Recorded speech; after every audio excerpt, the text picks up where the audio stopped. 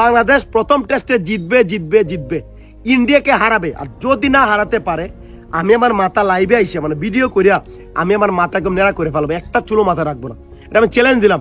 তো বাংলাদেশের কিছু মানুষের দাবি হচ্ছে ভারতের সঙ্গে বাংলাদেশের 19 তারিখে একটা টেস্ট ম্যাচ আছে, সেই ম্যাচে ভারত গোহারান হারবে আর বাংলাদেশ জিতবে। বাংলাদেশ প্রথম টেস্টে জিতবে জিতবে জিতবে, ইন্ডিয়াকে হারাবে। আরে বাংলাদেশি জেগে জেগে স্বপ্ন দেখাটা বন্ধ কর।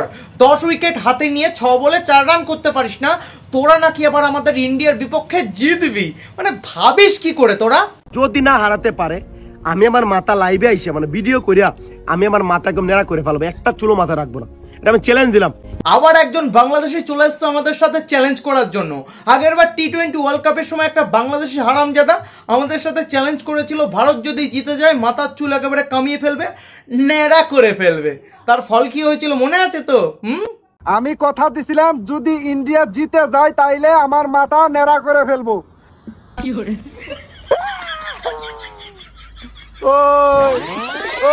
তো বাংলাদেশের কিছু মানুষ একেবারে নির্লজ্জ, দোকান কাটা, তাদের লজ্জা শরম বলতে কিচ্ছু নেই। মানে ভারতের সাথে বারবার চ্যালেঞ্জ করে হেরে যাবে জানে, তা সত্ত্বেও ভারতের সঙ্গে চ্যালেঞ্জ করতে চলে আসে। কেন বলতো?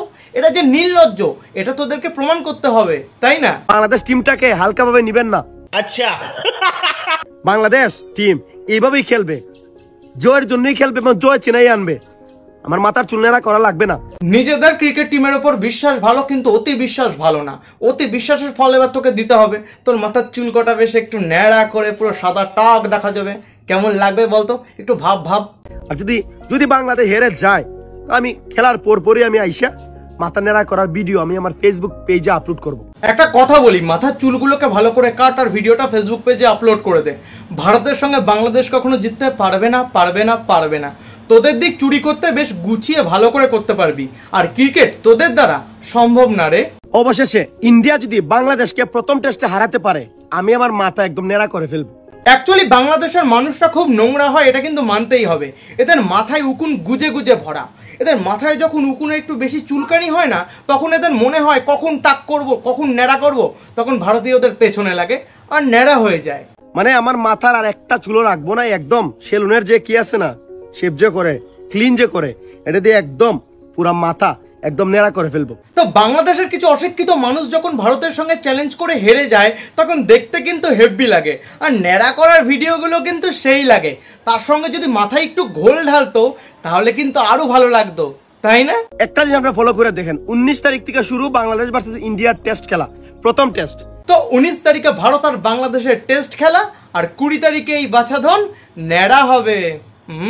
পাকিস্তানকে হারানোর কারণটা হয়েছে এটা মানে কারণটা নাকি এটা কোনো বিষয় না। পাকিস্তানকে কেন হারাইছে কারণটা হচ্ছে পাকিস্তানের নাকি ওই রকম দলের কোনো ভরসাবান কোনো প্লেয়ার না থাকায় সুযোগে নাকি বাংলাদেশ কিনেছে। কিছুদিন আগেই বাংলাদেশ তার বড় ভাই পাকিস্তানকে হারিয়েছে, আর হারানোর পর আমি কি হয়েছি এমন ভাবসাব দেখাচ্ছে যেন বিশ্বকাপ জিতে গেছে, নিজেদেরকে বিশ্বের শ্রেষ্ঠ খেলোয়াড় ভাবছে। মানে সুযোগে বাংলাদেশ সৎ ব্যবহার করছে। মানে পাকিস্তানের কোয়ালিটি ক্রিকেটার না থাকায় ফায়দা নিয়েছে বাংলাদেশ। তার মানে বোঝা গেল বাংলাদেশের কোয়ালিটি ক্রিকেটার আছে, এই জন্য পাকিস্তানকে আমরা হারাইতে পারছি। আর পাকিস্তানের কোয়ালিটি ক্রিকেটার নাই বলিয়া তারা হারিয়ে গেছে। হ্যাঁ, তোরা পাকিস্তানকে হারিয়েছিস, খুব ভালো কথা। পাকিস্তান আর তোদের মধ্যে কিন্তু খুব একটা ব্যবধান নেই, টাকার এপিট আর টাকার ওপিট। ওই দেশটাও খেলতে পারে না, তোদের দেশটাও খেলতে পারে না। হ্যাঁ, কি ব্যাপার?